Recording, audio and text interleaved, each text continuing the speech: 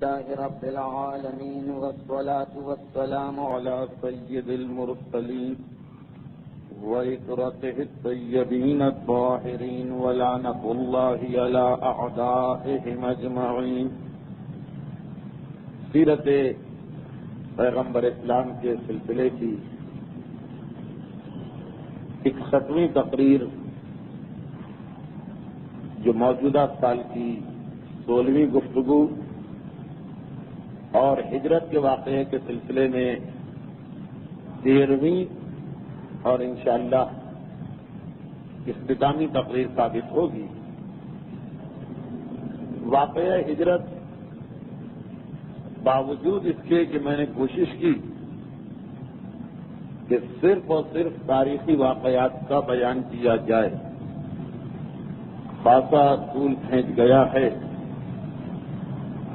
اس منزل تک بات پہنچی تھی کہ اللہ کا رسول مکہ مکرمہ سے تاریکی شب میں ہجرت کر کے مدینے سے چند میل کے فاصلے پر مسجد قباء کی مقام پر پہنچ کے قیام کرتا ہے.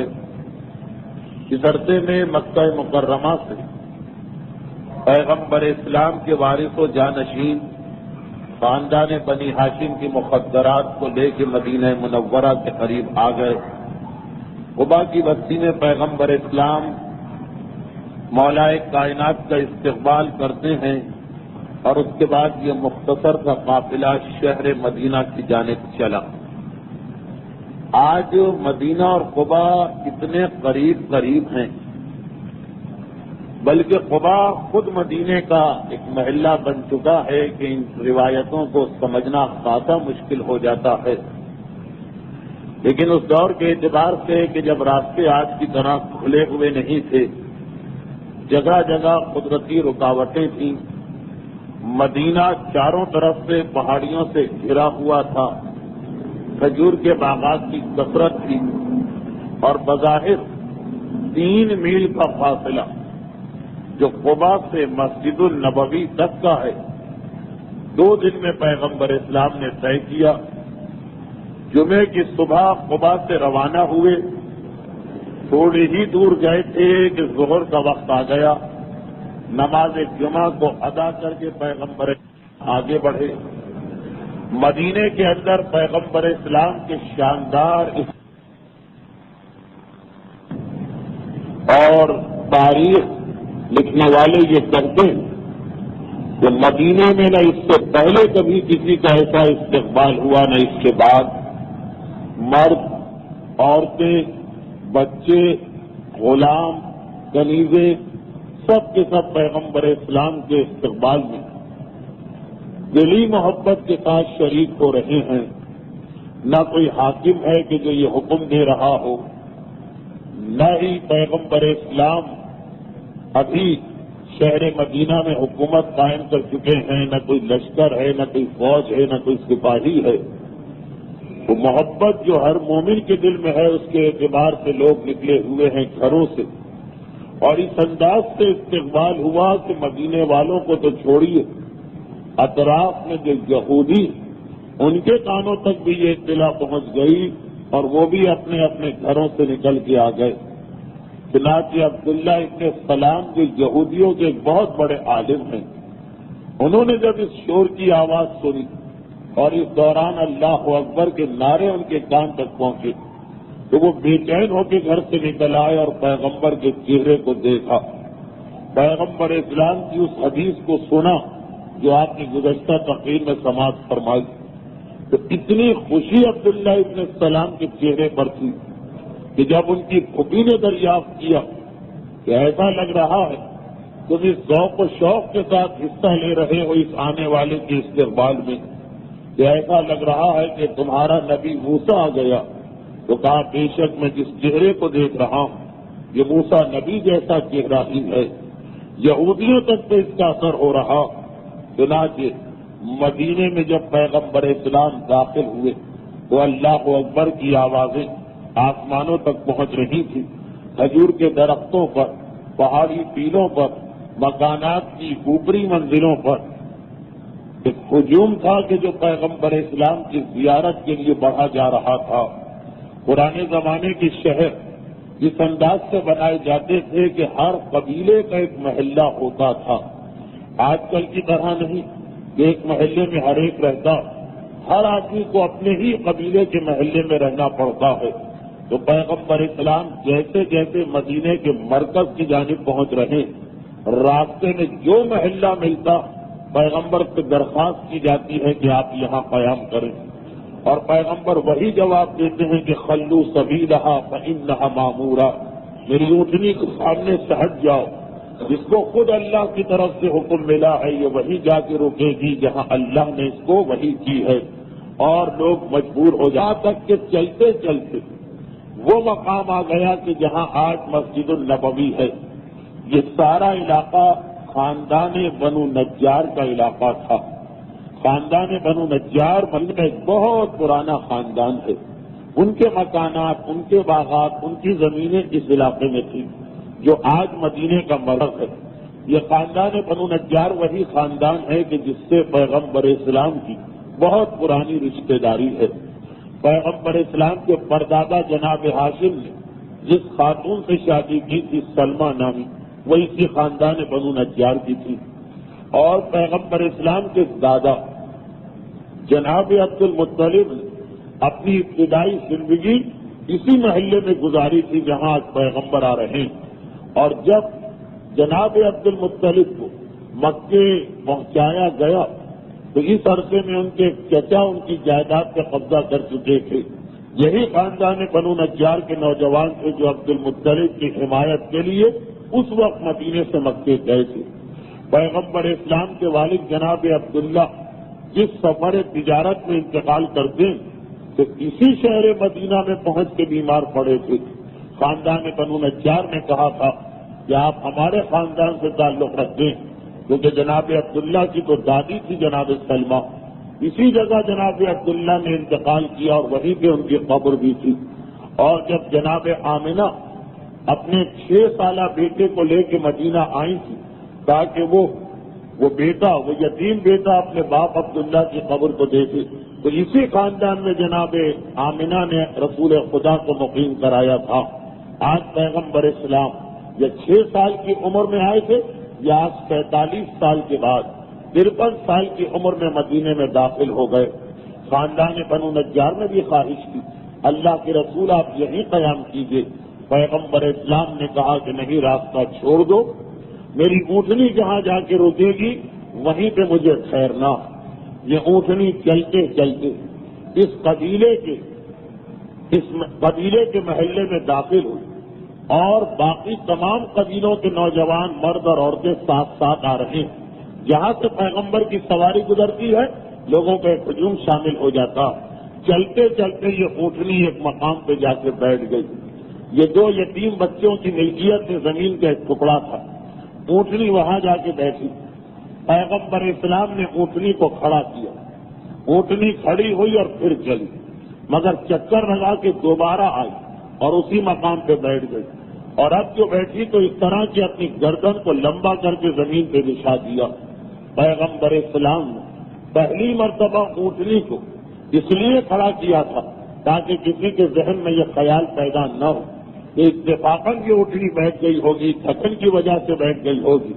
پیغمبر نے اسی لیے کھڑا کیا تاکہ لوگوں کو پتا چل جائے کہ یہ حکم خدا ہے اور بعد میں وہ تضاہم نہ ہو، ہر ایک کی فرمائش نہ آئے. چنانچہ دوبارہ اونٹنی جب چکر لگا کے یہیں آ کے بیٹھی اور اس طرح بیٹھی کہ اس نے اپنی گردن کو زمین پہ بچھا دیا. تو اب پیغمبر اسلام اونٹنی سے اترتے ہیں. جس وقت پیغمبر اسلام اونٹنی سے زمین کے اوپر تشریف لائے تو روایت یہ کہ اس وقت پیغمبر اسلام نے مزید ایک بات عرب کے لوگوں کو، خصوصاً مدینے والوں کو، یہ احساس نہ ہو کہ اللہ کے رسول نے ہم کو چھوڑ کے یہاں قیام کیا. اس وقت پیغمبر اسلام مزید ایک بات کہی کہ کیا جہاں میں اترا ہوں یہاں میرا کوئی قریبی رشتہ دار ہے. عرب کا یہ پرانا قانون چلا آ رہا تھا کہ ہر مسافر کو، جیسا آپ نے ابھی بھی سنا، اپنے رشتہ دار اور اپنے قبیلے میں قیام کرنا ہوتا. جب پیغمبر اسلام نے بآواز بلند کہا کہ کیا یہاں کوئی میرا قریبی رشتہ دار ہے تو ایک مرتبہ وہ خالد ابن زید آگے بڑھے جو اپنے بیٹے کی وجہ سے ابو ایوب انصاری کہلاتے لیکن جن کا اصلی نام خالد ابن زید تھا. یہ پیغمبر اسلام کے رشتے سے ماموں بنتے یہ تیزی کے ساتھ آگے بڑھے اور کہا اللہ کے رسول میرا آپ کا ننیالی رشتہ. پیغمبر اسلام نے کہا پھر میں یہی قیام کروں گا اور میرے قیلولے کا یعنی دوپہر کے آرام کا انتظام کیا جائے. جیسے ہی پیغمبر نے یہ بات کہی خاندان بنو نجار کی چھوٹی چھوٹی بچیوں نے وہ ترانہ ایک مرتبہ پھر کہنا شروع کر دیا کہ نحن الجوار من بنی نجار یا حبذا محمد من جار. ہم بنی نجار کے رہنے والے اور کتنا خوش قسمت دن ہمارے لیے کہ آج ہمارے پڑوسی رسول خدا بنے. پیغمبر اسلام نے ان بچیوں کو دیکھا اور کہا کہ کیا تم مجھ سے محبت کرتی ہو؟ جب انہوں نے کہا کہ ہاں اللہ کے رسول تو پیغمبر نے کہا واللہ انا احبکم خدا کی قسم میں بھی تم سے محبت کرتا ہوں. یہ گفتگو ختم ہوئی تو پیغمبر اسلام نے ایک مرتبہ دیکھا کہ اتنی دیر میں پیغمبر اسلام کا سامان جا چکا. پیغمبر اسلام نے سوال کیا کہ میرا سامان کہاں گیا؟ تو پتہ چلا کہ حضرت ابو ایوب انصاری کی بیوی آئی تھی اور پیغمبر اسلام کا سامان لے کے چلی گئی. اس لیے کہ وہاں ہر ایک کو یہ بے چینی تھی اور ابھی تک لوگ خواہش کر رہے تھے کہ اللہ کے رسول اگر آپ ہمارے یہاں قیام کریں تو بہتر. جناب ابو ایوب انصاری کی اہلیہ کو یہ ڈر ہوا کہ ایسا نہ ہو کہ اس فیصلے میں کوئی تبدیلی آ جائے اور ہم اس سعادت سے محروم ہو جائیں. چنانچہ جتنی دیر پیغمبر ان بچیوں سے گفتگو کرتے رہے اتنی دیر میں پیغمبر کا سامان حضرت ابو ایوب انصاری کے مکان میں پہنچ گیا. تو یہاں پر میں اس بات کو پھر دوہرا دوں کہ پیغمبر حضرت ابو ایوب انصاری کے مکان پہ نہیں اترے بلکہ پیغمبر ایک چھوٹے سے میدان میں اترے. میدان کے چاروں طرف مکانات بنے ہوئے. پیغمبر اسلام کے لیے جب اس میدان میں سواری کو روکا گیا تو ایک مسئلہ تھا کہ چاروں طرف مکانات ہیں ان میں سے کس کو ترجیح دی جائے. اس لیے پیغمبر نے وہ حوالہ مدینے والوں کے سامنے پیش کیا کہ اگر کسی کی رشتہ داری ہے تو وہ آگے آئے. تاریخ کہتی ہے کہ اس کے باوجود جن محلے والوں میں آپس میں یہ اختلاف پیدا ہو گیا کہ جب رسول خدا کی اٹھنی کسی کے گھر کے سامنے نہیں رکی بلکہ ایک چھوٹے سے میدان میں رکی تو سب کا برابر کا حق ہے. پیغمبر اسلام ہم میں سے ہر ایک کے مہمان بنیں گے. یہ جھگڑا محلے والوں میں چل رہا یہاں تک کہ جھگڑا اتنا شدید ہوا کہ یہ طے پایا گیا کہ خورا ڈالا جائے. جتنے بھی لوگ اس میدان کے چاروں طرف رہتے ہیں جن کے مکان خورا ڈالا گیا اور ایک مرتبہ حضرت ابو ایوب انصاری ہی کا نام اس خورے میں نکلا. تو یہ تین خصوصیتیں ایک تو اونٹنی جہاں رکی وہاں سے قریب مکان دوسروں کے ساتھ ابو ایوب انصاری کا بھی ہے. دوسرا یہ کہ حضرت ابو ایوب انصاری پیغمبر اسلام کے قریب ترین رشتے دار ہیں مدینے والوں میں. اور تیسرا یہ کہ جب خورا پڑا تب بھی انہی کا نام نکلا.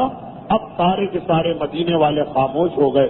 پیغمبر اسلام حضرت ابو ایوب انصاری کے مکان کی جانب چلتے.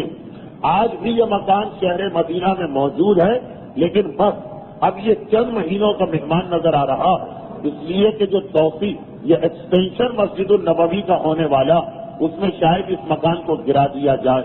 جس طرف امام مسجد کھڑے ہو کر نماز پڑھتا اس دیوار کے بالکل پیچھے یہ حضرت ابو ایوب انصاری کا مکان ہے جہاں پہ اس وقت مدینے کا چھوٹا کوٹ اور عدالت ہے جو اگلے سال یہاں سے منتقل ہو رہی. اسی مکان سے ملا ہوا چوتھے امام کا وہ مکان ہے کہ جس میں آج بھی ایک لائبریری قائم ہے. بہرحال میں یہ ساری تفصیل اس لیے بتا رہا ہوں کہ آپ میں سے جو صاحبان ایمان مسجد النبوی کو دیکھے تو فوراً سمجھ جائیں کہ ابو ایوب کا مکان کتنا قریب ہے. پیغمبر اسلام حضرت ابو ایوب کے مکان کی جانب بڑھے. پھر بھی کچھ لوگوں کی خواہش ہوئی کہ ہم پیغمبر اسلام کو اپنے گھر میں لے آئیں. لوگوں نے کہا اللہ کے رسول کیا ہی بہتر کہ آپ چند دنوں کے لیے ہمیں میزبانی کا موقع دیں. تو پیغمبر نے جملہ کہا جو بعد میں عربی کا محاورہ بن گیا المرء مع رحلہ.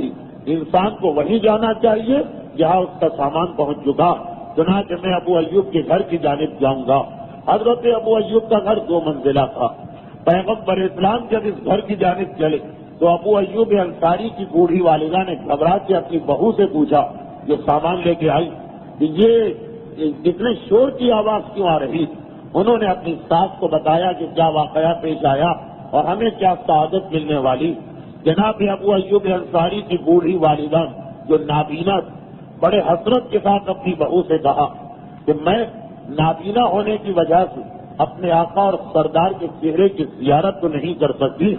اسلام مدینے میں آ چکا, ابو ایوب کی والدہ بھی اسلام قبول کر چکی, نابینا ہوئی اس لیے اپنے آقا اور مولا کے چہرے کی زیارت تو نہیں کر سکتی, لیکن اتنا مجھے موقع دو, یہ سعادت مجھے ملے کہ پیغمبر جب اس گھر میں قدم رکھے تو ان کے لیے دروازہ میں کھولوں, مجھے سہارا دے کے دروازے تک لے جاؤ.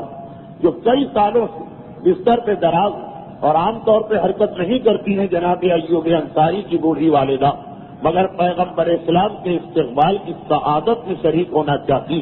چنانچہ یا ان کی بہو یا ان کا بیٹا, اس میں اختلاف ہے, وہ اپنی ماں کو سہارا دے کے دروازے تک لے گیا. جیسے ہی پیغمبر اسلام اونٹنی سے اتر مجمع کو ہٹاتے ہوئے لوگوں کو ان کی درخواست کا جواب دیتے ہوئے کہ ہر ایک درخواست کر رہا ہے کہ میرے گھر میں رہیے, ابو ایوب کے دروازے پر پہنچے تو ابو ایوب انصاری نے اپنی ماں کو بتایا. ماں نے دروازہ کھولا اور بڑی حسرت کے ساتھ کہا کہ آج اپنے نابینا ہونے کا احساس ہو رہا کہ میرے سامنے میرا آقا ہے اور میں زیارت نہیں کر سکتی. پیغمبر اسلام نے ہاتھ کا اشارہ کیا اور جناب ایوب انصاری کی بوڑھی والدہ کی گئی ہوئی بینائی چہرہ رسول کی زیارت کی خاطر واپس آ گئی, اور جناب ایوب انصاری کی والدہ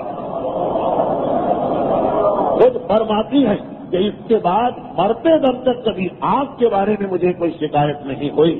جب مومن اتنے خلوص کے ساتھ کوئی تمنا کرتا تو پروردگار عالم کا بھی فریضہ وکان حقا علینا نصر المومنین, جو قرآن کہہ رہا کہ ہم پر یہ ذمہ داری ہے مومنین کی طرف سے کہ ہم ان کی مدد کریں, بس شرط یہ ہے کہ ایمان اور جذبہ خالص ہونا چاہیے.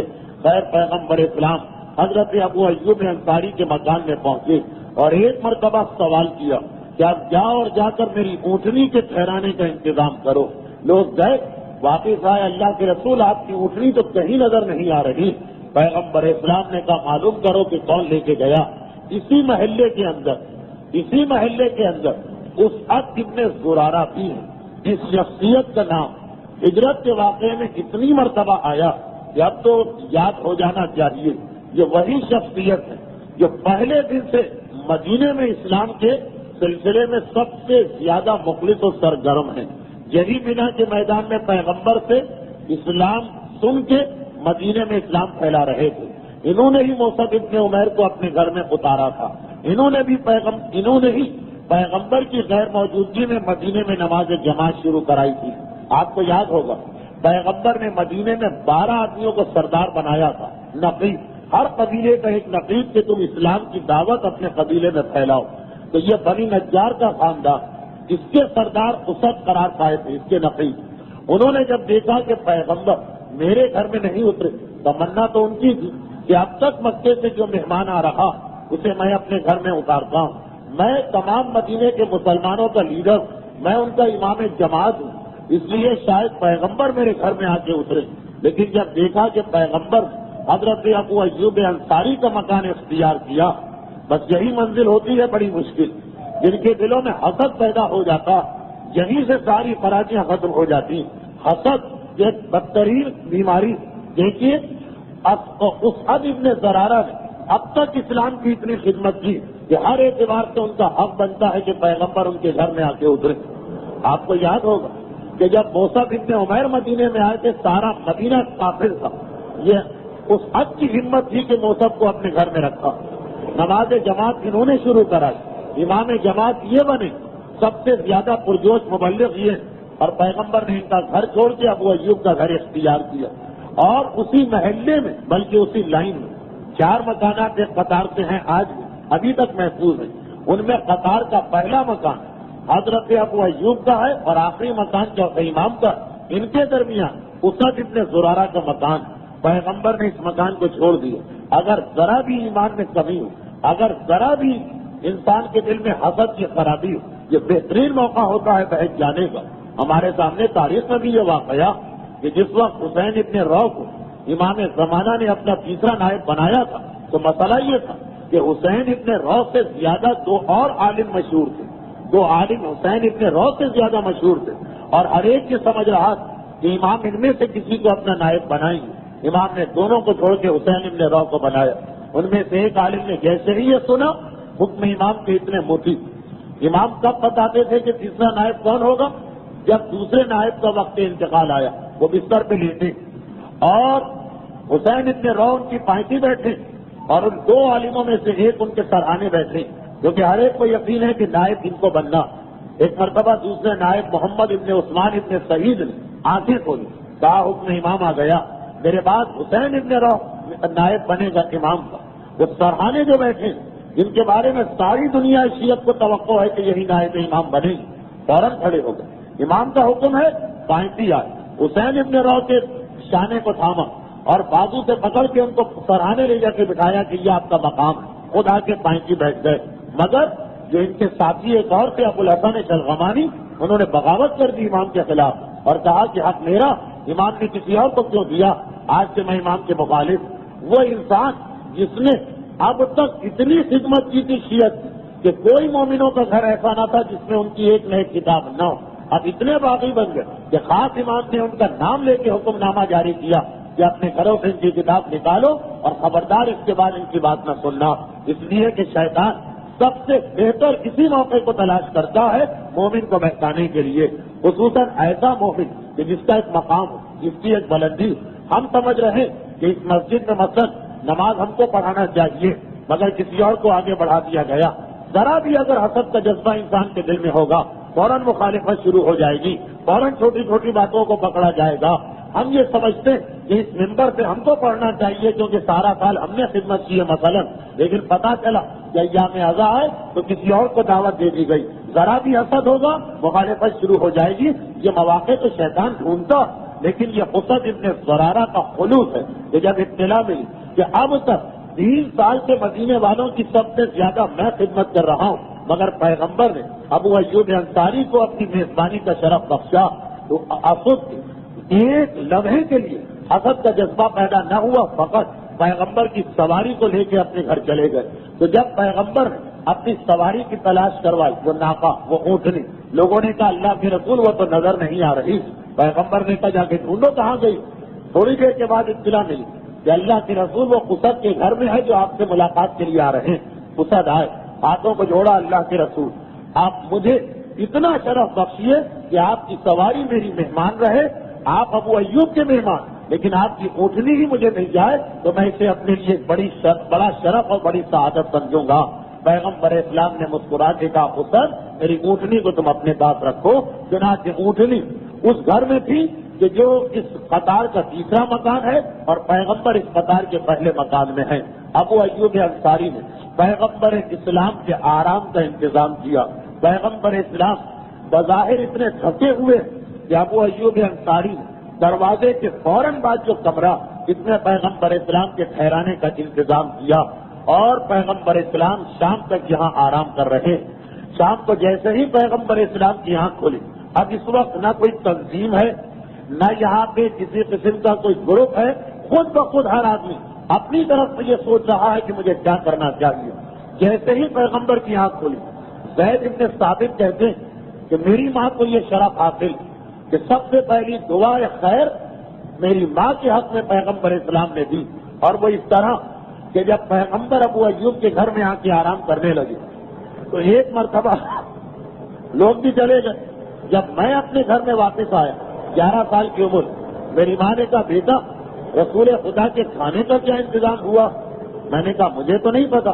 کہا کہ پیغمبر اسلام کی آنکھ کھلے، ایسا نہ ہو کہ انہیں تکلیف ہو، میں کھانا تیار کرتی ہوں جلدی جلدی.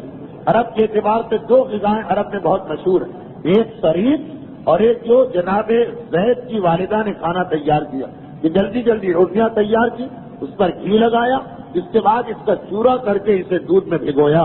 اور ایک کھانا ہوتا ہے شریف جس میں روٹیوں کو شوربے میں بھگویا جاتا. مجھ سے کہا بیٹا فوراً یہ کھانا لے کے پیغمبر کے پاس جاؤ، انتظار کرنا، جیسے ہی پیغمبر کی آنکھ کھلے ان کی خدمت میں یہ کھانا پیش کرنا. شام ہو رہی تھی، پیغمبر اسلام کا خیلولہ ختم ہوا، پیغمبر اسلام بیدار ہوئے، دیکھا دروازے کے باہر 11 برس کا بچہ کھانے کا برتن ہاتھ میں لے کے کھڑا.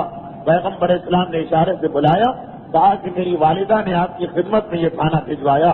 تو پہلا کھانا جو پیغمبر نے مدینے میں نوش کیا وہ دودھ میں بھیگی ہوئی روٹیاں تھی. پیغمبر اسلام نے ہاتھ اٹھا کے دعا دی کہ خدا تمہارے اور تمہارے گھر والوں کے رزق میں برکت دے. ابھی کھانا شروع بھی نہیں کیا تھا کہ سعد ابن عبادہ, یہ مدینے کے بڑے سردار جن کو مکے کے کافروں نے میدان حج میں گرفتار کیا, ان کے گھر سے سرید آ گیا. یہ بھی ایک لذیذ کھانا. اور تھوڑی دیر کے اندر ابو ایوب انصاری کہہ رہے ہیں کہ 16 گھروں سے کھانا آ چکا تھا, اور اس کے بعد یہ عام طریقہ بن کے رہ گیا تھا کہ پیغمبر میرے گھر میں قیام کر رہے ہیں, میں روزانہ ان کے لیے کھانا تیار کراتا ہوں, لیکن ایک وقت میں 4 سے لے کر 16 تک یہ سارے کھانے دسترخوان پر رہتے ہیں. 7 مہینے اسی حالت میں گزرے. حضرت ابو ایوب انصاری کہتے ہیں کہ پھر میں نے اور میری بیوی نے اور میرے بچے نے ایک طریقہ اختیار کیا کہ پیغمبر کے لیے کھانا تو ہم لے کے جاتے ہیں, وہاں آلریڈی دسترخوان پر بہت سارے کھانے, ہم کہتے ہیں اللہ کے رسول تھوڑا سا آپ چکھ لیجیے. پیغمبر اسلام کھانا چکھتے ہیں, واپس جب یہ برتن آتا تب ہم لوگ کھانا کھاتے ہیں, اور اسی پیغمبر اسلام کے چکھے ہوئے کھانے کو اس طرح استعمال کرتے ہیں کہ اس پہلے زمانے میں یہ چھری کانٹے بلکہ حتیٰ یہ کہ چمچے کا بھی رواج بہت کم, ہاتھوں سے کھانا کھایا جاتا. جہاں جہاں پیغمبر کی انگلیوں کے نشان بنے ہوتے انہی نشانات پر اپنی انگلیوں کو رکھتے ہم وہاں سے کھانا کھایا کرتے ہیں, تاکہ اس سنت رسول کی پیروی ہو جائے, ہم پیغمبر اسلام کے پیروکاروں میں شامل ہو جائیں. جناب ایوب انصاری کہتے ہیں کہ کوئی وقت ایسا نہیں تھا کہ میں نے دیکھا کہ کسی گھر سے کوئی کھانا آیا اور پیغمبر نے کسی کھانے کے بارے میں ناپسندیدگی کا اظہار کیا. ہاں, فقط ایک مرتبہ جب پیغمبر کو نماز پڑھانے کے لیے جانا تھا, اور میں نے یہ سمجھتے ہوئے کیونکہ مدینے کے اندر لہسن کا رواج بہت زیادہ تھا, یہ سمجھتے ہوئے کہ مدینے کی آب و ہوا میں لہسن بہت مفید ہے, اس کھانے میں لہسن کو شامل کرا دیا. تو آج یہ پیغمبر اسلام کے دسترخوان سے بغیر چھوئے کھانا واپس آ گیا. میں نے گھبرا کے کہا اللہ کے رسول کیا چیز آپ کو ناگوار گزری, ورنہ آپ کم سے کم چکھتے ضرور تھے. کہا کہ میں تھوڑی دیر کے بعد نماز پڑھانے کے لیے جا رہا ہوں, اس حالت میں لہسن کا استعمال مجھے مکروہ محسوس ہوتا. یہ وہی مسئلہ ہے جو اب تک چلا آ رہا کہ انسان اگر نماز جماعت میں جائے تو اس کے لیے کراہیت ہے لہسن, پیاز یا ایسی کوئی بدبودار چیز کھا کے جانا جو اس کے ساتھیوں کے لیے باعث اذیت و تکلیف ہو. یہ مدینے کے اندر پہلے ہی دنوں میں پیغمبر اسلام نے سنت کو قائم کر دیا تھا. خیر, اس کے علاوہ اور کبھی پیغمبر نے کسی بھی کھانے کے بارے میں کبھی ناپسندیدگی کا اظہار نہیں کیا. اب اتنے سارے جو کھانے آتے ہیں کوئی کہہ سکتا ہے کہ یہ اسراف تو نہیں ہو رہا؟ نہیں, ابھی آپ عنقریب سنیں گے کہ پیغمبر اسلام ان تمام لٹے پٹے مہاجروں جن کا مدینے کے اندر نہ کوئی روزگار قائم ہوا ہے نہ انہیں کوئی جائیداد ملی ہے, ان کو اس دسترخوان پہ بلا کے اپنے حصے میں آنے والے کھانے میں شریک کیا کرتے تھے. یہ بھی پیغمبر اسلام نے اس دسترخوان کو ان مہاجروں کی مدد کا ایک ذریعہ قرار دیا تھا. مزید تفصیلات انشاءاللہ عنقریب آنے والی. حضرت ابو ایوب انصاری کہتے ہیں کہ پہلا دن تو اس طرح گزرا کہ پیغمبر نے دوپہر کو آرام کیا, شام کو 2 جگہ سے کھانا آ گیا, اس کے بعد رات آ گئی.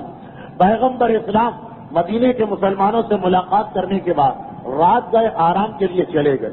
میں اپنی بیوی اور اپنی والدہ اور پورے گھر والوں کو نیچے کی منزل سے اوپر کی منزل پہ لے آیا, لیکن جیسے ہی میں اوپر آیا, ابھی تک جو پیغمبر کی خدمت میں مشغول رہے, جیسے ہی میں رات کو پیغمبر کے آرام کے بعد اوپر آیا, گھبرا گیا جب میرے ذہن میں یہ خیال آیا کہ ارے یہ مجھ سے کتنی بڑی گستاخی ہو گئی کہ پیغمبر نیچے ہیں اور میں اوپر کی منزل میں ہوں. چنانچہ میں نے اپنی بیوی اور والدہ سے کہا کہ میرا دل نہیں مانتا کہ میں ایسی چھت کے اوپر قیام کروں کہ جس چھت کے نیچے اللہ کا رسول ہو وہ ساری رات. اب کیا کیا جائے؟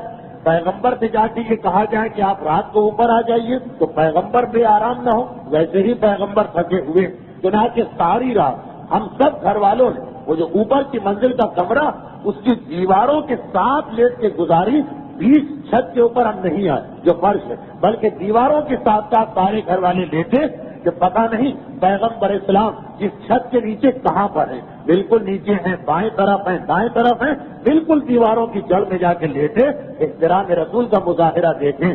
اگلی صبح نماز کے وقت جب میں پیغمبر کے پاس گیا تو پہلی خواہش یہی کی کہ اللہ کے رسول کل رات بڑا غضب ہو گیا اور میری ایک کوتاہی تھی، میں نے احساس ہی نہیں کیا کیونکہ میں سارا دن تو یہ نیچے رہے، رات کو اوپر جا کے احساس ہوا، اب آپ میری اس غلطی کو معاف بھی کریں اور میری خواہش یہ ہے کہ آپ اوپر کی منزل پہ آ جائیے تاکہ بے ادبی اور توہین نہ ہونے پائے۔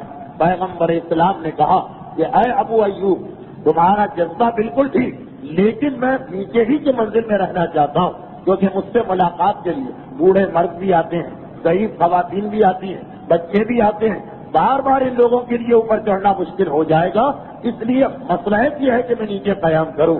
حضرت ابو ایوب انصاری گھبرا کے کہتے ہیں اللہ کے رسول مگر میں یہ کیسے برداشت کروں گا، میرا دل کیسے گوارا کرے گا؟ پیغمبر نے کہا میں تمہیں حکم دیتا ہوں، حکم رسول آ گیا۔ اب حضرت ابو ایوب انصاری خاموش ہو گئے، مگر اس کے باوجود حتی الامکان کوشش کرتے ہیں کہ کمرے کے بیچ میں نہ لیتے کہ تاکہ کہیں ایسا نہ ہو کہ رات کو پیغمبر اسلام کے آرام میں خلل پڑے۔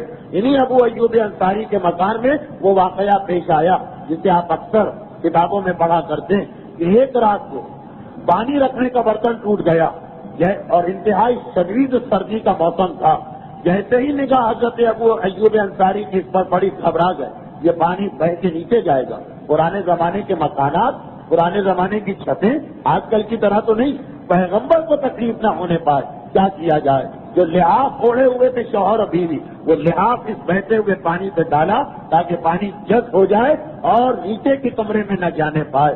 مدینے کی سردی کتنی غضبناک اور خطرناک سردی ہے، دسمبر اور جنوری میں آج بھی اگر کوئی مدینے جاتا، جبکہ اب تو موسم بہت بدل گیا، اسے اندازہ ہو جاتا وہ ساری سردی کی رات بغیر لحاظ کے سردی کھاتے ہوئے شوہر اور بیوی نے برداشت کی، مگر پیغمبر کے آرام میں کوئی خلل نہ پڑنے پائے۔ اس طرح 7 مہینے ابو ایوب انصاری نے پیغمبر اسلام کو اپنا مہمان بنا کے رکھا۔ یہ تو پیغمبر اسلام کا ابو ایوب انصاری کے گھر میں قیام کا تذکرہ۔ اس دوران پیغمبر اسلام نے ایک دوسرا کام یہ انجام دیا کہ خاندان رسول سے تعلق رکھنے والے کچھ لوگ ابھی مکے میں تھے۔ بنی ہاشم کی خواتین کو لے کے تو میرا مولا آ گیا تھا، مگر بنی ہاشم کی خواتین کے علاوہ پیغمبر اسلام کی دوسری بیوی جناب سودا ابھی مکے میں ہے۔ جناب خدیجہ کے انتقال کے بعد پیغمبر نے جناب سودا سے شادی کی، وہ ابھی مکے میں۔ پیغمبر اسلام کی وہ 3 یتیم بھانجیاں کہ جن کو بعض مورخین پیغمبر کی بیٹیاں بھی قرار دیتے ہیں۔ پیغمبر کی حقیقی بیٹی فاطمہ تو مدینے آ گئی، اس کے علاوہ جو 3 بیٹیاں، ان میں سے ایک حضرت رقیہ تو حبشہ گئی بھی ہیں اپنے شوہر عثمان کے ساتھ، حضرت عثمان کے ساتھ۔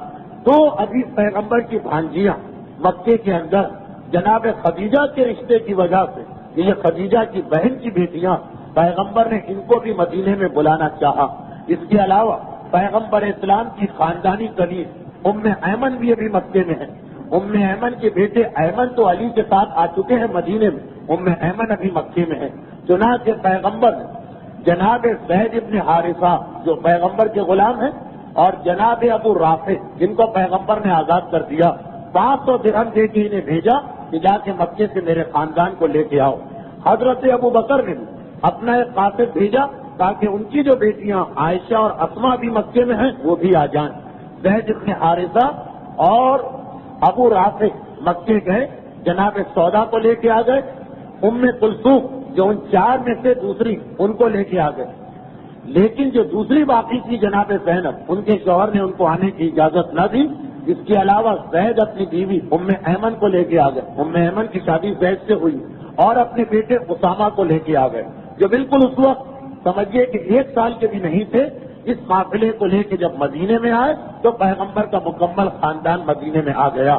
اس دوران تو اور چھوٹے چھوٹے واقعات پیش آئے۔ ایک واقعہ تو یہ کہ جب جناب زید ابن حارثہ اور ابو رافع پیغمبر کے پورے خاندان کو لے کے مدینے میں آ گئے، حضرت ابو بکر کا قاصد حضرت ابو بکر کے پورے خاندان کو لے کے آیا تو مکے والے سٹ پٹائے۔ مکے والوں کے ذہن میں یہ تھا کہ مدینے میں جو اتنے سارے مہاجر جا رہے ہیں، جانے تو ان کو شروع میں تو نئی جگہ ہے، ان کو مزہ آئے گا، لیکن جب اتنے ساروں کا بوجھ پڑے گا مدینے سے تو مدینے والے بھی گھبرا جائیں گے اور یہ مہاجروں کو پریشانی ہو جائے گی۔ علاوہ ازیں مکے اور مدینے کی آب و ہوا میں زمین و آسمان کا فرق ہے۔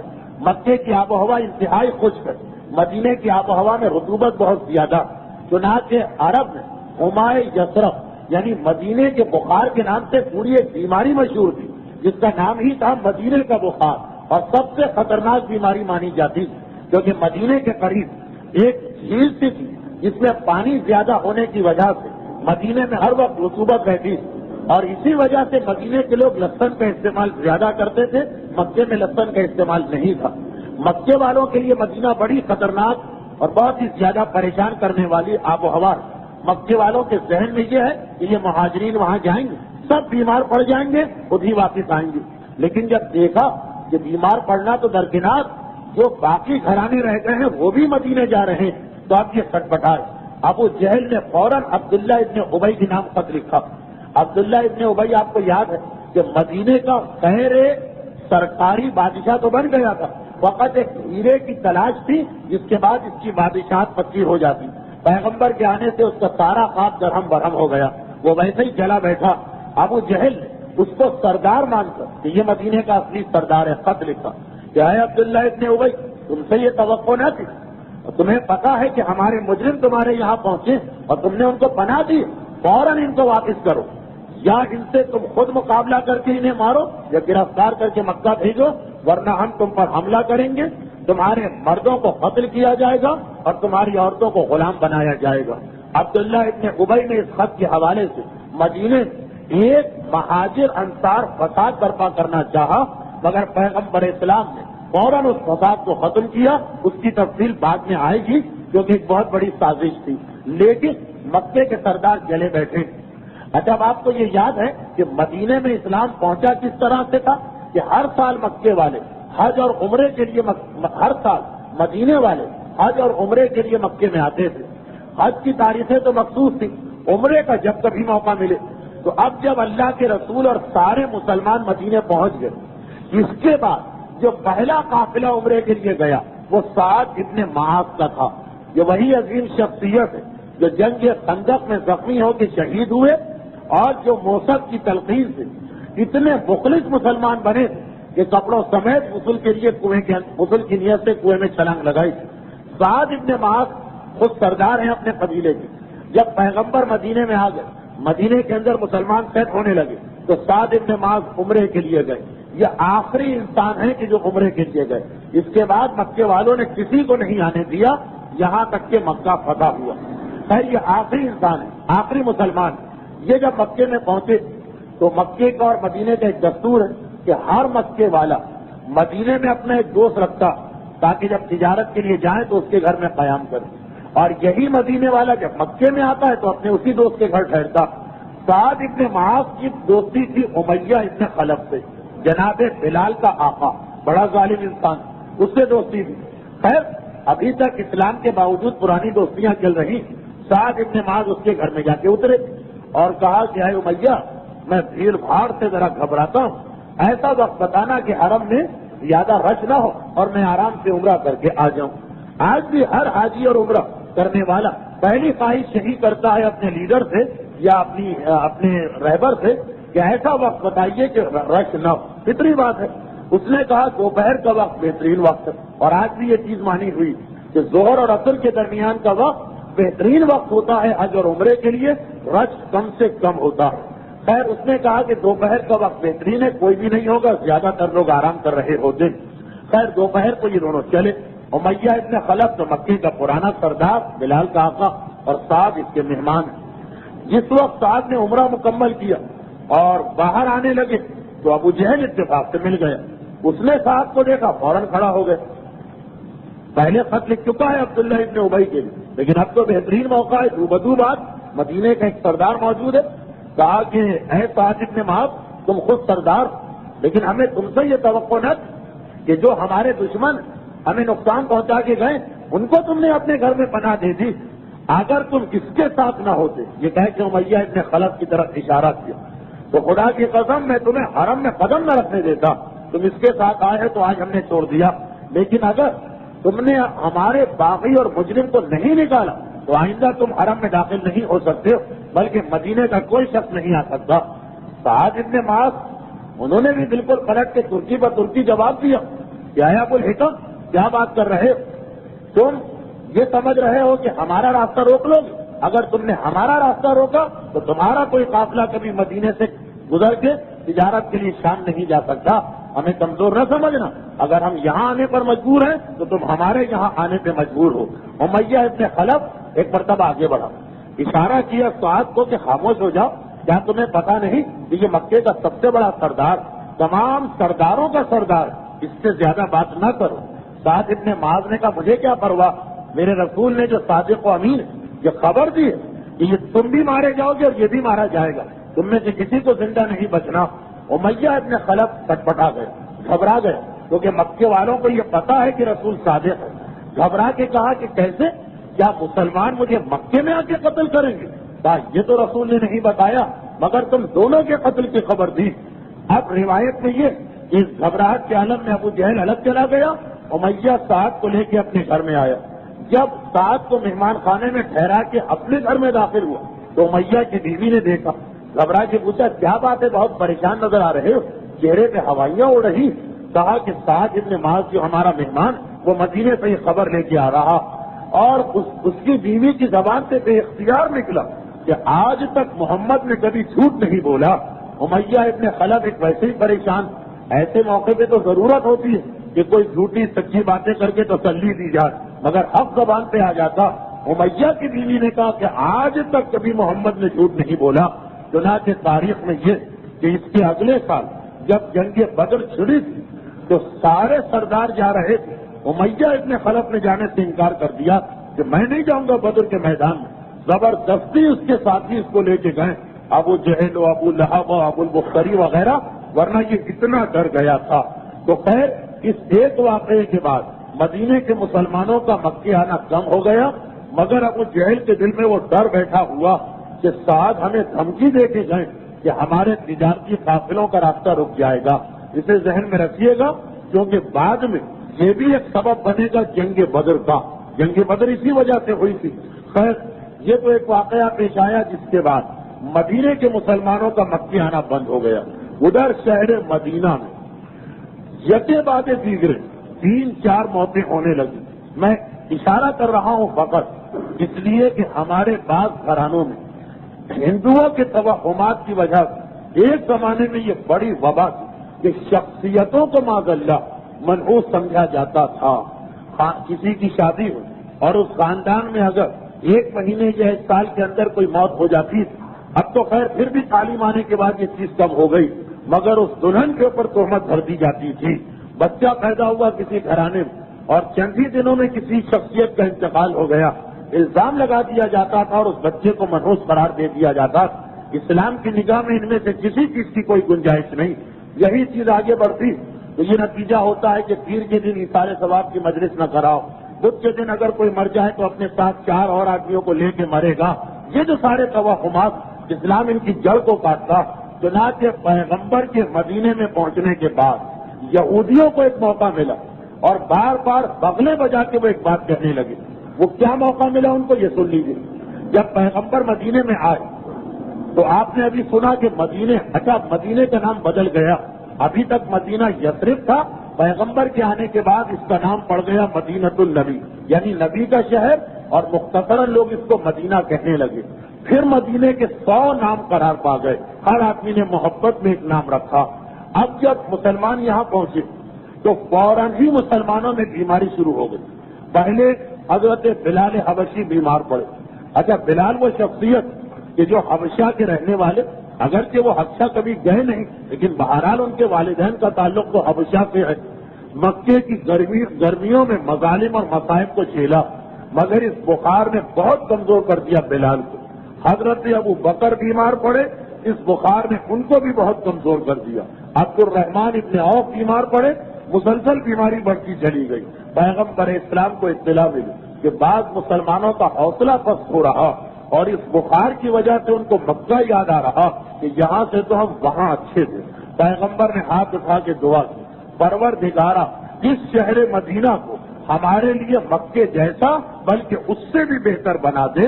پیغمبر کی اس دعا کے بعد ایک دم سے مدینے کا موسم بدلا اور یہ بخار مدینے کا ایسا ختم ہوا کہ اب کوئی جانتا ہی نہیں کہ مدینے میں بخار کسے کہا جاتا. یہ خصوصی دعا پیغمبر نے شہر مدینہ کے لیے مانگی تھی. بخار کی وبا تو پیغمبر کی دعا سے ختم ہو گئی، لیکن قضاء الہی سے مدینے میں مسلسل 4 موتیں ہو گئی، اور یہ 4 موتیں ایسی شخصیتوں کی ہوئی کہ جن کا پیغمبر سے بہت ہی گہرا تعلق تھا. پہلی شخصیت جنہوں نے انتقال کیا یہ جناب برا، یہ پیغمبر کے آنے سے 1 مہینے پہلے انتقال کر گئے. یہ وہی شخصیت ہے، آپ کو یاد ہوگا کہ جب مدینے کے لوگ پیغمبر سے ملاقات کے لیے حج کے زمانے میں مکے جا رہے تو راستے میں جھگڑا ہوا تھا کہ نماز ہم کعبے کی طرف رخ کر کے پڑھیں یا بیت المقدس کی طرف. برا وہ بزرگ تھے جنہوں نے کہا کہ نہیں، کعبے سے زیادہ اہم کوئی جگہ نہیں، ہم تو کعبے کی طرف رخ کر کے نماز پڑھیں گے. پیغمبر کے آنے کا انہیں بڑا انتظار تھا. پیغمبر کے آنے سے 1 مہینے پہلے یہ انتقال کر گئے. جب مدینے میں خبر پھیل گئی تھی کہ اب رسول آنے ہی والے، پیغمبر اسلام جب مدینے آئے تو ابتدائی کاموں میں ایک کام یہ بھی تھا کہ پیغمبر اپنے ساتھیوں کو لے کے ان کی قبر پہ گئے اور ان کی قبر پہ نماز پڑھی. یہ اسلام کی ایک عجیب نماز جو برا کی قبر پہ پڑھی گئی ان کی خدمات کی وجہ سے. پیغمبر کے آنے کی 1 ہی ہفتے کے اندر کلثوم بن خدم کا انتقال ہو گیا. یہ کون ہے؟ جن کے گھر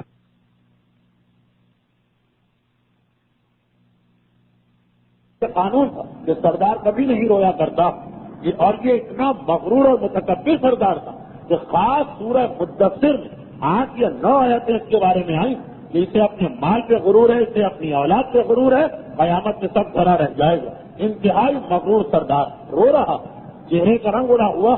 ابو جہل گھبرا گئے، کیا بات ہے، تم کیوں رو رہے؟ ابو جہل کو ڈر لگا کہ کہیں ایسا تو نہیں یہ ساری زندگی جو اس نے رسول کی مخالفت کی ہے تو اب پچھتاوا ہو رہا، تم کیوں رو رہے؟ کہا کہ اے ابو الحکم، میں موت کے ڈر سے نہیں رو رہا ہوں، میں اس لیے رو رہا ہوں کہ یہ آمینہ کا بیٹا جناب آمینہ کے حوالے سے بات، اس کا دین پھیل کے رہے گا اور ہماری مخالفت سے کوئی فائدہ نہیں ہوگا. کاش مجھے اتنا موقع مل جائے موت سے پہلے کہ میں اس کی گردن اپنے ہاتھوں سے جدا کر دوں. دیکھیے دشمنوں کا دل کتنا سخت ہو جاتا کہ مرتے مرتے بھی سے یہ خیال ہے یہ ولید ابن مغیرہ جہنم واصل ہوا، عاص ابن وائل بھی جہنم واصل ہوا. تو 2 آدمی مکے میں مرے اور 4 مسلمانوں کا مدینے میں انتقال ہوا پہلے ہی سال. مگر اس پہلے ہی سال مسلمانوں کو خوشخبری بھی ملی اور یہ بھی پتا چلا کہ دشمنوں کے جب دشمنی بغیر اصولوں کے ہو تو کیا ہو جاتا. وہ کیا چیز تھی؟ عبداللہ ابن سلام.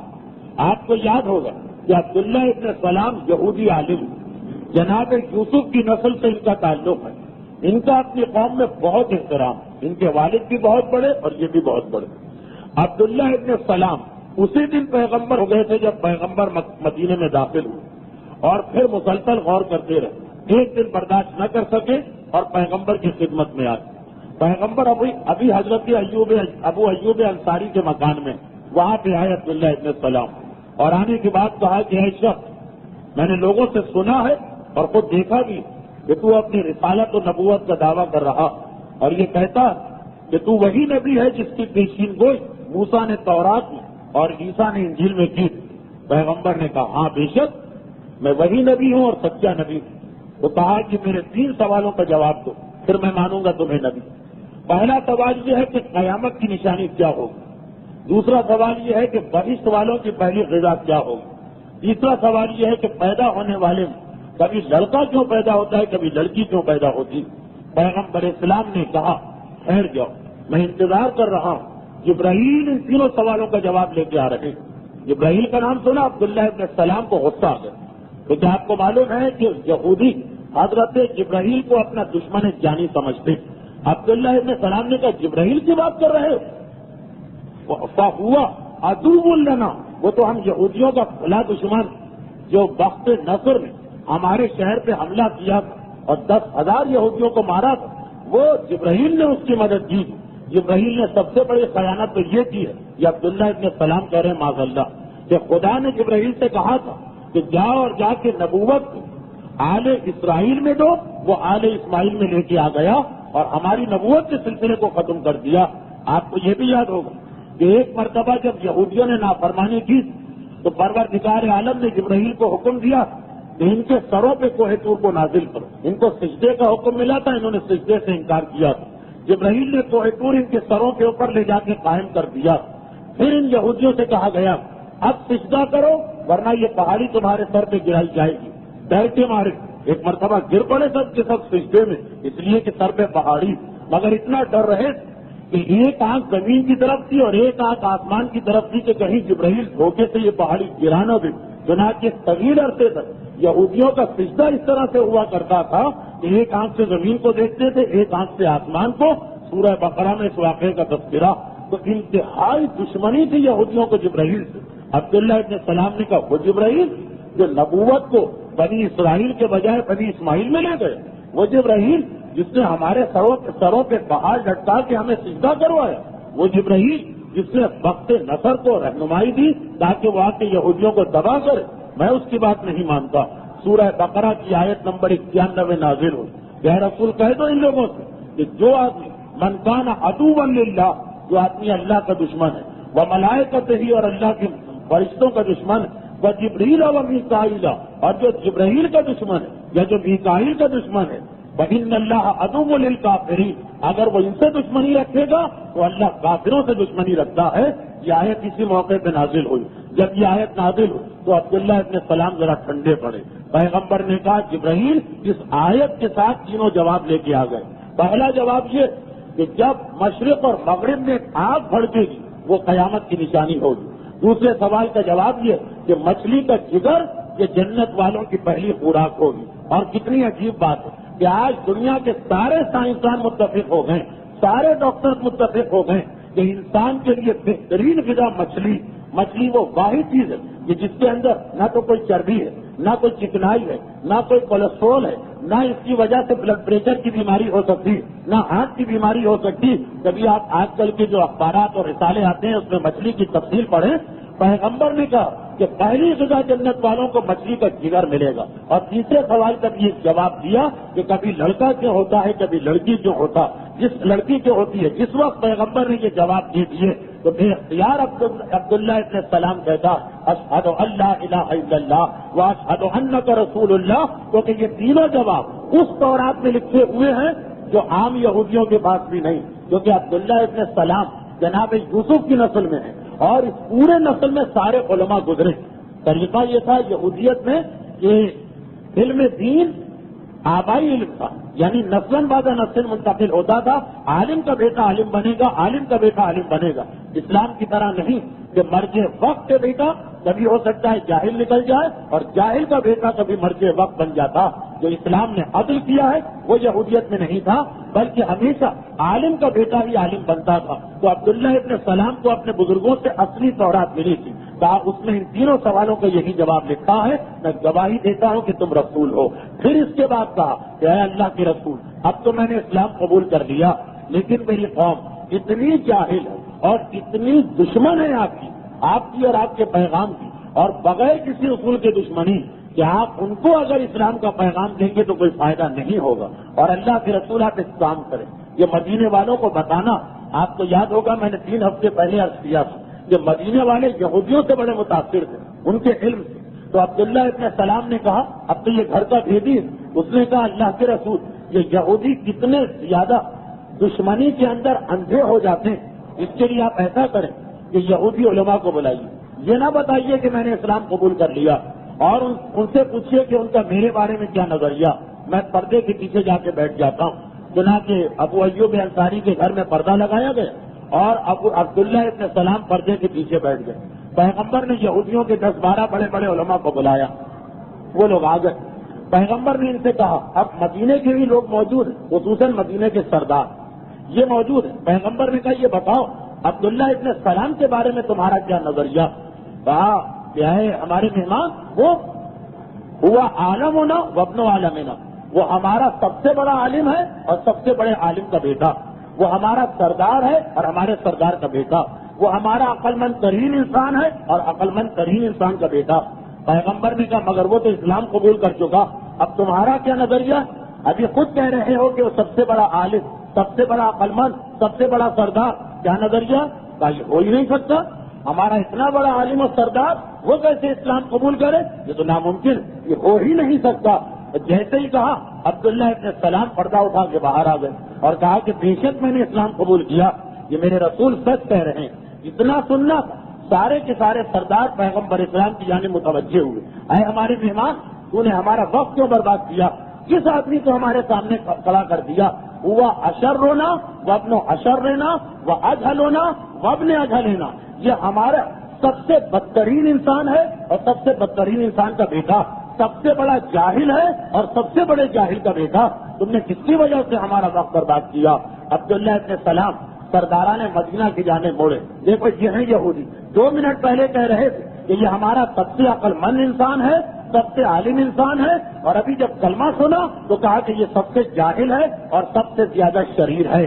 مگر عبداللہ ابن سلام کے اسلام نے مدینے کے اندر ایک نئی لہر دوڑا دی، اور جو مدینے کے مسلمان یہودیوں سے متاثر تھے وہ اپنے نظریات کو بدلنے سے مجبور ہو گئے۔ مگر پیغمبر نے دیکھا کہ مدینے والوں میں خلوص بہت ہے، بہت خلوص ہے، پیغمبر کے لیے جان و دل فرشیرا کیے ہوئے، پیغمبر کے لیے ہر قربانی دینے کو تیار۔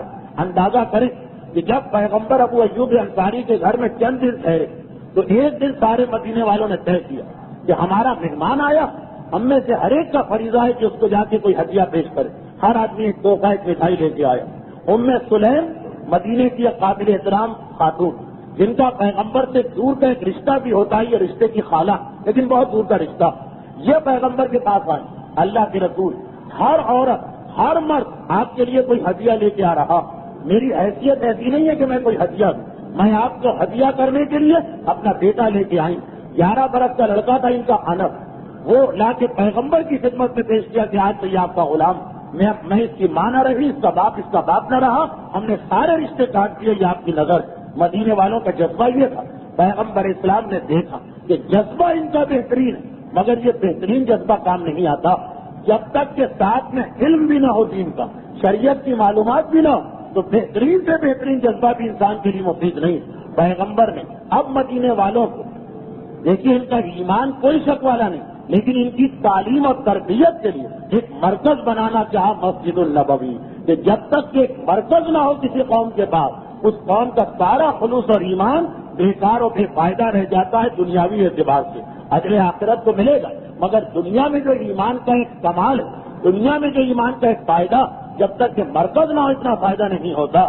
وہ ایک خبیث ترین انسان شان رسالت میں آج گستاخی کر کے بیٹھا، پاکستان میں ہنگامہ، فلاں ملک میں ہنگامہ، فلاں ملک میں ہنگامہ، کوئی اثر نہیں ہوا، لیکن جو مرکز اسلام اس وقت ہے ایران، وہاں سے امام خمینی کا ایک فتویٰ آیا، چاہے اوپری دل سے صحیح، وہ معافی مانگنے پہ مجبور ہوا، وہ معذرت کرنے پہ مجبور ہوا، الفاظ کا کھیل صحیح، مگر سوال یہ پیدا ہوتا کہ اس سے پہلے جو متفرق آوازیں بلند ہو رہی تھی تو اس پہ ذرہ برابر اثر نہیں ہوا تھا، لیکن آج وہ معافی مانگ رہا ہے، معذرت کر رہا ہے، الفاظ کی معافی صحیح، نامکمل معافی صحیح، مگر جس چیز نے اس کو جھکایا کہ ایک مرکز جس وقت قائم ہو جاتا ہے اس وقت دین کو بھی فائدہ پہنچتا، اسلام کو بھی فائدہ پہنچتا۔ تو پیغمبر نے اب ان چھوٹے چھوٹے کاموں کے درمیان اہم ترین کام یہ قرار دیا کہ مدینے میں ایک مرکز بنانا ہے مسجد النبوی۔ یہ مسجد النبوی کس طرح بنی اور اس مسجد النبوی کی صورت میں علی کی حقانیت کی کتنی اہم دلیل دنیا کے سامنے آئی، یہ انشاءاللہ آئندہ منگل کو سیرت رسول کی 62ویں تقریب میں آپ سماعت فرمائیں گے۔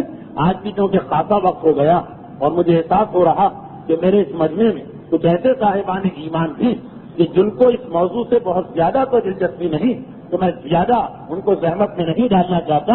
البتہ ہر اس مومن کہ جو پہلی مرتبہ کسی وجہ سے اس مجلس میں تشریف لائے ہیں، یہ بتا دیں کہ اس کا ایک عام طریقہ یہ ہے کہ یہ سیرت رسول کا ایک سلسلہ چل رہا، جس کی آج 62ویں تقریر، اور ہر تقریر کے بعد موقع کی مناسبت سے 5 منٹ سے 15 منٹ کے مسئلے ہوتے ہیں۔ تقریر لمبی ہو جائے تو 5 منٹ کے مسئلے، تقریر وقت پہ ختم ہو جائے تو 15 منٹ کے مسئلے، اور اس کے بعد مجلس کے انداز میں مسائل ہوتے ہیں۔ تو ایک زحمت تو شاید آپ میں سے کچھ کی مکمل ہو گئی، لیکن ابھی مسائل کا حصہ باقی ہے، کیونکہ پیغمبر نے بھی مدینہ پہنچ کے مسجد کو کیوں بنایا؟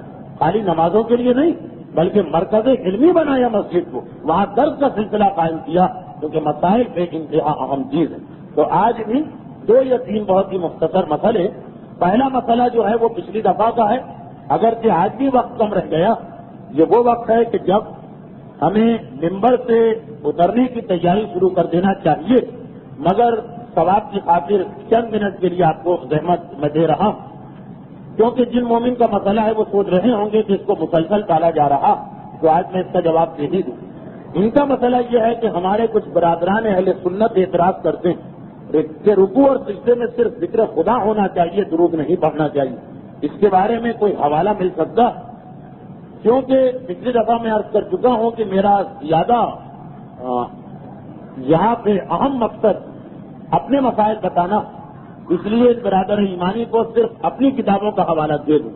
ہماری کتاب تہذیب شیخ توسی کی، من لا یحضرہ الفقیہ شیخ صدوق کی، فروع کافی کی تیسری جلد، یعنی کافی کی تیسری جلد اور فروع کافی کی پہلی جلد محمد ابن یعقوب کلینی کی، وسائل الشیعہ محمد ابن حر عاملی کی، اور بہار الانوار علامہ مجلسی کی۔ ان پانچوں کتابوں میں یہ روایت کہ مومن کے لیے سزاوار کہ رکوع اور سجدے میں ذکر خدا کے بعد درود ضرور بھیجیں، یہ تو ہوئی ایک خاص روایت۔ اس کے علاوہ میں ایک عام مسئلہ بتا دوں جو برادران اہل سنت بھی مانتے ہیں اور ہمارے یہاں بھی مانا ہوا مسئلہ کہ خود درود کیا چیز ہے، خود درود کیا چیز ہے۔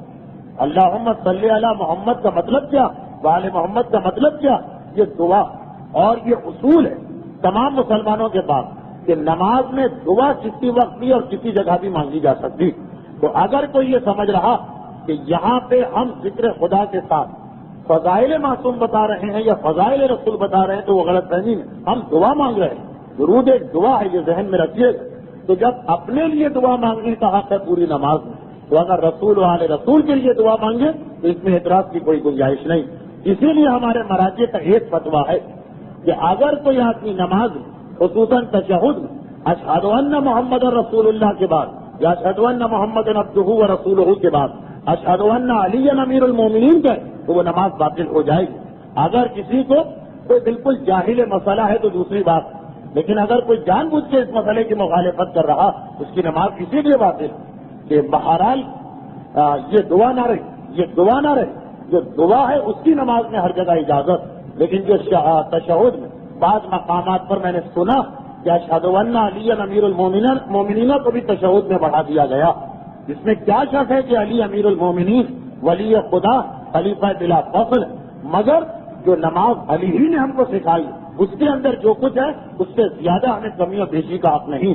جب ابو ایوب انصاری سنت رسول کے اتنے پابند کہ جس کھانے میں رسول کی انگلی جہاں رہے گی اسی انگلی پر ہم اپنی انگلی رکھ کے کھانا کھائیں گے، تو ہمارے پاس بھی کوئی ادھر ادھر ہونے کی گنجائش نہیں ہے۔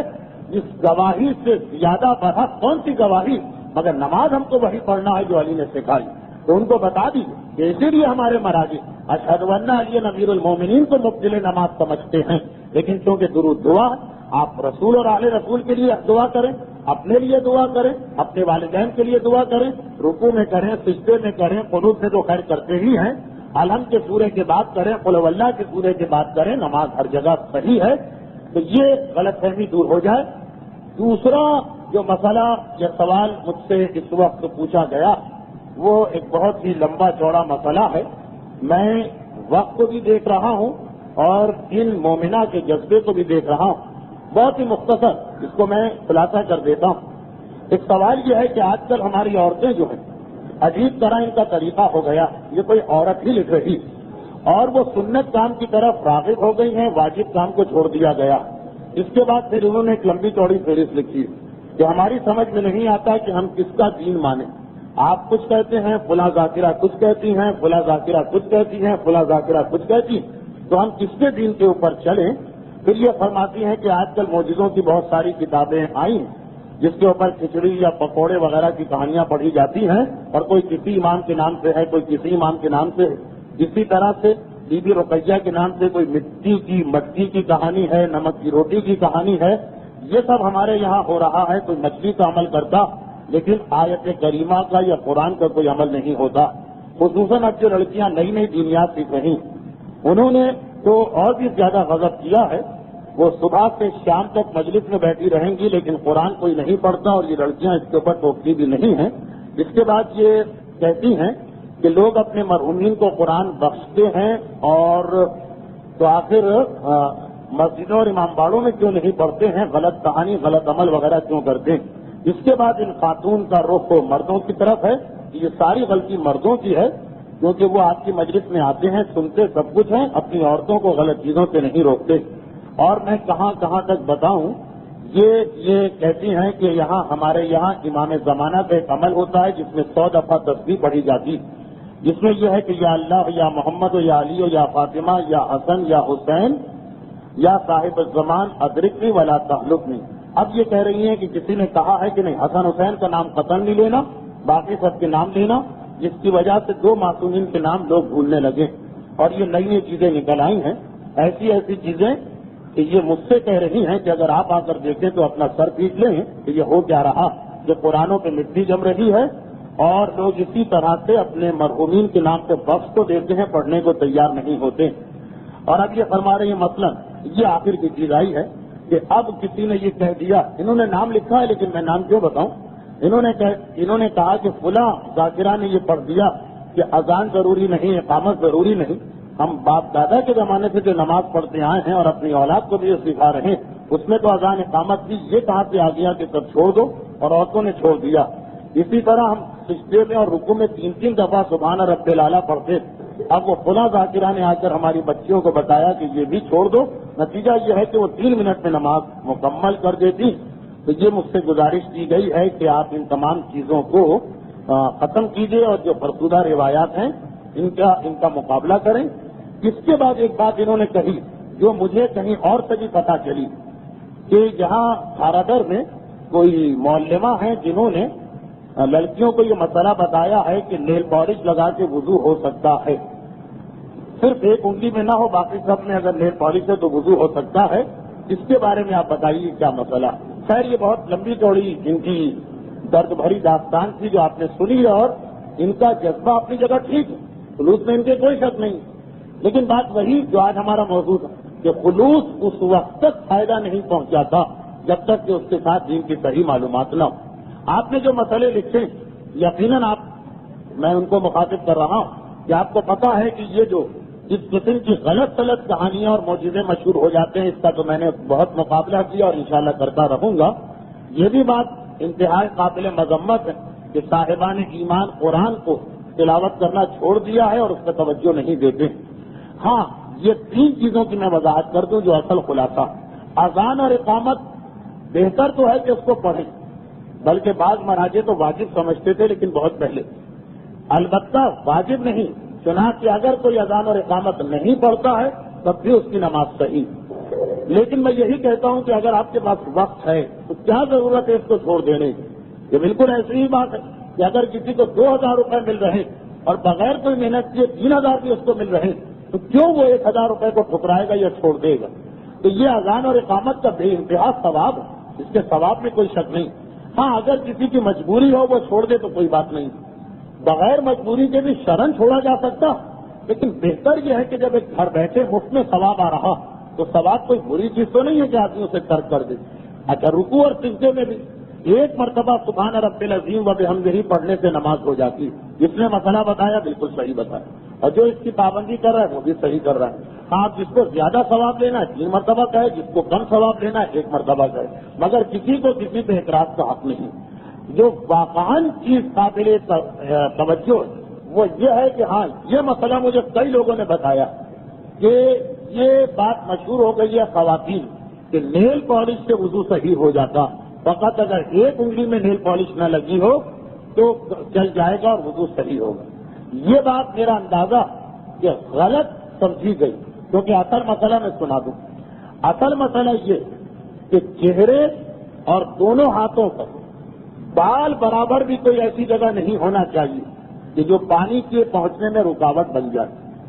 جو ہاتھ جتنا دھوتے ہیں کونی سے انگلیوں کے سرے پر بال برابر، بلکہ سوئی کی نوک کے برابر بھی اگر کوئی چیز چپکی ہوئی ہے یا چمٹی ہوئی ہے یا ایسی چیزیں جو پانی کو روک رہی تو اس سے وضو بالکل غلط. نیل پالش پانی کو پہنچتی ناخن تک پہنچنے سے روکتی، اس لیے نیل پالش کا اگر ایک دھبا بھی سوئی کی نوک کے برابر بھی نیل پالش لگی تو وضو غلط ہے، باطل. اس میں جاہل مسئلہ کو بھی معافی نہیں ہے. اگر کسی کو مسئلہ نہیں پتا اور اس نے نمازیں پڑھ لی تو یہ نمازوں کی قضا کرنا ہو. لیکن پیروں کے اندر جو مسا، اس میں یہ مسئلہ کہ پیروں کے مسا میں کیونکہ 1 انگلی سے مسا ہو سکتا، اس لیے پیروں میں اگر 4 انگلیوں پر بھی نیل پالش لگی اور صرف ایک انگلی پہ نیل پالش نہ، اور مسا کے وقت اس ایک انگلی پر ضرور ہاتھ پھیرا جائے، چاہے باقی انگلیوں پر بھی پھیرے چاہے نہ پھیرے، لیکن جس پہ نیل پالش نہیں وہ انگلی مسا میں سب سے اہم، اس کے اوپر اگر ہاتھ پھیر دیں تو پیروں کا مسا ٹھیک ہو جائے گا، کیونکہ پیر کا مسا ایک انگلی سے صحیح۔ لیکن جو سیدھا اور الٹا ہاتھ دھونے والا ہے اس کے اندر تو اگر 4 انگلیوں پر نیل پالش نہ ہو، فقط ایک پر بھی ہو تب بھی وضو گیا۔ جیسا کہ میں نے کہا کہ فقط سوئی کی نوک کے برابر بھی لگی ہے نیل پالش تو وضو گیا، یہ بالکل غلط مسئلہ مشہور ہو گیا ہے، اس میں قطعاً کسی قسم کے غلط فہمی نہیں ہونی چاہیے، کوئی اشتباہ بھی نہیں ہونا چاہیے، کیونکہ یہ تمام شیعہ علماء کا مانا ہوا مسئلہ، تو مسئلہ واضح ہو جائے کہ وہ بچیاں کسی غلط فہمی میں مبتلا ہو گئی ہیں۔ بتانے والی نے پیروں کے سلسلے کا مسئلہ بتایا ہوگا جو انہوں نے سارے ہاتھ اور پیروں پہ جاری کر دیا ہے، یہ فرق جو ہے بہت اہم فرق ہے، اور یہی وہ چیزیں کہ جس کی وجہ سے ہمارے سامنے سیرت معصومین نے اپنے چھٹے امام کی سیرت آتی کہ سب سے زیادہ ہمارے چھٹے امام کو علمی جہاد کرنا پڑا۔ مولا کی شخصیت کی تو بات ہی علیحدہ، مولا کی زندگی میں تو ہر قسم کا جہاد، ورنہ مولا کے بعد ہر معصوم کے جہاد کا طریقہ دوسرے سے الگ، کسی کو تلوار کا جہاد کرنا پڑا، کسی کو صبر کا جہاد کرنا پڑا، کسی کو تقوی کا جہاد کرنا پڑا، کسی کو عبادت کا جہاد کرنا پڑا، اور ہمارے چھٹے امام کو علم کا جہاد کرنا پڑا، کیونکہ چھٹے امام کے زمانے میں یہی تھا کہ ایسے جھوٹے جھوٹے مجتہدین نکل آئے تھے جو امام کے سامنے اپنی دکان کھول کے بیٹھ گئے تھے، اور ان کی خواہش یہ تھی کہ لوگ امام کے پاس جانا چھوڑ دے ہمارے پاس آ جائیں، اور اس دشمنی میں وہ اتنا دور نکل گئے کہ جو امام کہیں گے وہ اس کا الٹا مسئلہ بتاتے۔ چنانچہ ایک بہت ہی مشہور مجتہد کا جملہ کہ مجھے خدا کی قسم کوئی مجھے اتنا بتا دے کہ نمازی جب رکوع کی حالت میں ہو تو وہ آنکھیں کھولے یا بند کرے، جس سلسلے میں جعفر صادق کا فتویٰ کوئی مجھے بتا دے۔ لوگوں نے پوچھا بھائی کیا بات ہے، اتنا تڑپے جا رہے ہو امام کے فتوے کے لیے؟ کہا کہ ہاں، مجھے باقی تمام چیزوں میں تو امام کا فتویٰ مل گیا، تو نہ کہ میں نے اس کا الٹا فتویٰ دے دیا اس مسئلے میں کہ رکوع میں آنکھیں کھولی جائیں یا بند کی جائیں امام کا فتویٰ نہیں مل رہا، کاش مجھے کوئی اس میں بھی امام کا فتویٰ بتائے تاکہ میں اس کا الٹا فتویٰ دے دوں۔ اس لیے کہ دکانداری چمکتی اسی وقت ہے کہ جب جو حق والی بات ہے اس کے خلاف تم باطل والی بات کہو، اور امام کو ساری زندگی یہی جہاد کرنا پڑا کہ جو جہالت بھی مسلمانوں کی ان کو دور کیا جا رہا، تو نہ کہ یہ چیز کہاں پسند آ سکتی ہے حکمرانان وقت کو، یہ جھوٹے مجتہدین، یہ جو اجتہاد کی دکانیں تھیں یہ تو حکمرانوں ہی نے قائم کی تھی۔ چنانچہ اب چھٹے امام کے خلاف سازشیں شروع ہو گئی۔ پہلی سازش یہ کی گئی کہ امام کے گھر کو آگ لگا دی گئی، امام گھر میں درس دے رہے ہیں، چاروں طرف سے گھر کو گھیرا گیا اور گھر کو آگ لگا دی گئی، اور بدقسمتی یہ کہ یہ کام لیا گیا امام ہی کے خاندان کے ایک فرد سے، اسے مدینے کا گورنر بنایا اس شرط پر کہ تمہیں امام کو شہید کرنا۔ اس پر اتنی ہمت تو نہیں کہ براہ راست امام تک پہنچ کے امام کو شہید کرتا، امام گھر میں درد دے رہے ہیں، جیسے امام بارگاہ میں فرض کیجیے گفتگو ہوتی، کہیں پاکستان میں کئی جگہ یہ ہو چکا، امام کے گھر کو چاروں طرف سے آگ کی نظر کیا گیا، لیکن جیسے ہی یہ آگ پھیلی سارے طالب علم پریشان ہوئے، لوگ گھبرائے، اپنی جگہ پہ کھڑے ہوئے، امام نے کہا بیٹھ جاؤ، امام کھڑے ہوئے اور پورے درس کے چاروں طرف گھوم رہے ہیں اور اپنی ابا کے دامن کو ہلاتے جا رہے ہیں اور ایک جملہ کہتے جاتے ہیں، انا ابن ابراہیم خلیل اللہ، میں ابراہیم کا بیٹا ہوں، میں ابراہیم کا فرزند ہوں۔ اور دنیا نے عجیب منظر دیکھا کہ چاروں طرف سے مکان گھیرے میں لیا گیا ہے، مگر جہاں امام کی ابا کی ہوا پہنچتی ہے اور ابراہیم خلیل خدا کے حوالے سے امام کا رشتہ پہنچتا ہے، آگ ٹھنڈی ہی نہیں پڑتی ہے بلکہ واقعان بیل بوٹے اور پودے وغیرہ نمودار ہونے لگتے ہیں۔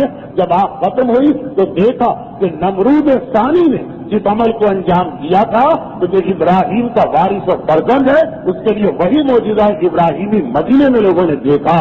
یہ دیکھ کے تو حکمران اور پریشان ہوا، امام کی شہرت اور عظمت اور بلند ہو گئی، چنانچہ محمد ابن سلیمان کو حاکم مدینہ بنایا کہ جو کام امام کا رشتہ دار نہیں کر سکا وہ کام تمہیں کرنا ہوگا، اور اس نے وہی حربہ استعمال کیا جو امام کے بعد دوسرے معصومین پر بھی استعمال ہوا کہ ایک دن امام کی دعوت کی، کھانے میں زہر ملایا، امام سے کہا کہ میں نے آپ کی دعوت کی ہے، چند لقمے یا انگور کے 2 دانے امام نے نوش فرمائے، منصور سوانقی کے حکم سے حاکم مدینہ زہر دے رہا ہے اور زہر کے اثر سے لڑکھڑاتے ہوئے امام اپنے گھر میں داخل ہوئے. روایتوں میں یہ ہے کہ جس وقت امام کی یہ حالت دیکھی تو ام حمیدہ امام کی بیوی ہیں, گھبرا کے آگے بڑھی, ساتھ میں امام آ گئے. امام کی 2 بچیاں تھیں جن کو امام سے بھی انتہا محبت تھی, وہ تڑپتی ہوئی آگے بڑھی. اور ایک روایت ہے کہ 15 شوال, ایک روایت ہے کہ 25 شوال, اور ایک روایت یہ ہے کہ آج یعنی 15 رجب کی تاریخ وہ تاریخ تھی کہ میرا 7واں امام اپنی جبینی کو قریب آتے دیکھ رہا ہے. بس عین اس موقع پر چھٹے امام نے 7ویں امام کو قریب بلایا, بیٹا اب میرے بعد تمہیں امام بننا ہے, اس لیے اسرار امامت کو سن لو. وصیتیں کی گئیں اور پھر ایک مرتبہ میرے 7ویں امام نے سر سے امامہ اتار پھینکا, دونوں ہاتھوں سے اپنے سر کو بھیگا اور آئے میرا بابا, آئے میرا بابا کہہ کے ماتم شروع کیا. ادھر چھوٹی بہنوں نے بڑے بھائی کا ماتم سنا, دونوں بہنیں باپ کی میت پہ گری, بابا ہمیں جواب دیجیے, بابا ہمیں جواب دیجیے. جب کوئی جواب نہ ملا تو 7ویں امام کی ابا کے دامن کو تھام لیا, بھیا ہمارا بابا جواب کیوں نہیں دے رہا ہے. 7ویں امام نے پیار اور محبت سے دونوں کو جدا کیا اور ایک مرتبہ بابا کی میت کو لے کے چلے.